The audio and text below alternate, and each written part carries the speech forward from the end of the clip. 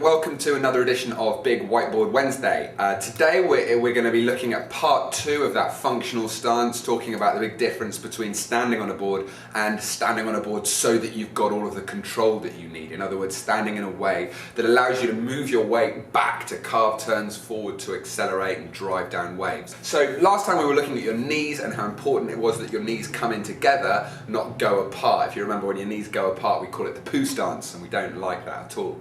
Today we're looking at your hands. The real thing here is just like with your knees, your instincts really let you down. It's one of those things you're not going to get right just by doing it over and over again. You need to consciously think about what you're doing. So this is where these instincts are letting you down. What your instincts tell you to do is to sort of have you both hands on one side of the board, kind of like this.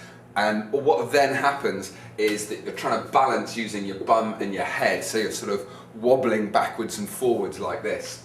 The golden rule with surfing is that your leading hand must be outside your heel rail. So just stop and think about that for a moment. If you're a goofy footer, if you put your right foot forward, it means your right hand is going to be on the right hand side of the board. If you're a natural footer and you put your left foot forward, your left hand is going to be outside, behind you, outside that heel rail. So you've got one hand on each side of the board.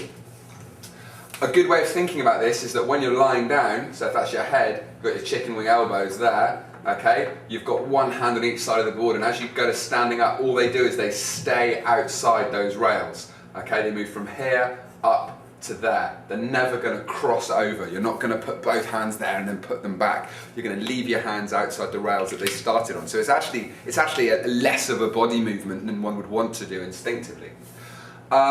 It starts becoming really, really important when you do two things in particular. One, when you're trying to move your weight back and forward, as we talked about before, with those knees coming in together, throwing your hips back, throwing them forward, moving your weight around. If you've got one hand on each side, you're really nicely balanced. As soon as those hands come around like this, you're going to start falling over.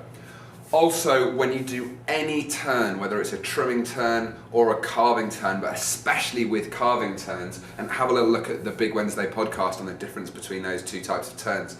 But for both of those types of turns, whenever you're turning from your forehand onto your backhand, so you're turning round behind you, so that might be a forehand cut back, it might be a backhand bottom turn, it might be a forehand top turn. And those are all turns where you're turning round behind you. It's super important that this hand is right round here. And like most things in surfing, when you're doing it right, it looks really good.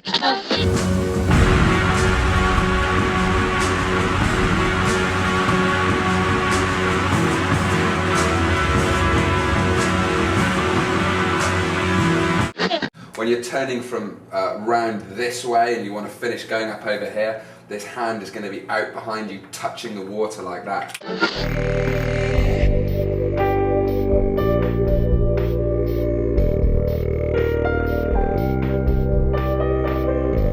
What you don't want is both hands over on one side of the board like that. Look out for this one when you're surfing at your local beach break or watching other people in the water. It's one of the most classic mistakes. See people trying to turn with two hands on one side of the board, and of course they can't lean back, which means they can't carve a turn, they can only trim it, so they quite often catch a rail, and even if they do pull it off, they almost always just lose their balance. And if by some stroke of luck and good fortune they've managed to make the whole thing, it doesn't look very good. So get that leading hand outside your heel rail. Really, really useful tip. Look out for it in surf videos, look out for it, Taylor Knox doing his forehand cut back, beautiful example. You can see that in almost any surf video that's got him in it, one of his most famous maneuvers. Okay, I hope you found that helpful, and see you next time. Thanks for joining me. Cheerio.